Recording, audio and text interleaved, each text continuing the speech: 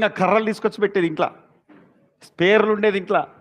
మేము చేసి మా నాన్న లేనప్పుడు చూసి ఒక్కొక్క కర్ర మాయం చేసేది. హల్లెలూయా. ఇప్పటికి కూడా మా నాన్న అంటే భయం మాకు. Praise Lord. హల్లెలూయా.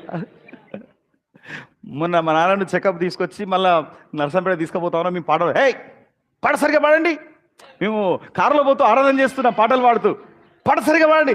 అప్పటిదాకా మంచాలనే పడుకున్నాడు, సరిగా మాట కూడా తెలియదు. మీకు కొంచెం అపశృతి పాడంగానే సరిగా పాడండి అని హెచ్చరిస్తా ఉన్నాడు మమ్మల్ని. నిజంగా గద్దించే తల్లిదండ్రులు కలిగి ఉండడం ఆశీర్వాదం, శిక్షించే తల్లిదండ్రులు కలిగి ఉండడం ఆశీర్వాదం. వారు మనల్ని ప్రేమించి గద్దించి సరైన మార్గంలో నడిపిస్తారు. కానీ ఇది నచ్చదప్పుడు. మనకు కూడా అప్పుడప్పుడు శ్రమలు వస్తా అంటే నచ్చదు, కష్టాలు వస్తా అంటే నచ్చదు. కానీ ఆ కష్టాలలో శ్రమలలో దేవుడు నేర్పిస్తూ ఉంటాడు. మన నరసింహారావు బ్రదర్ ఒక సాక్ష్యం చెప్తున్నాడు.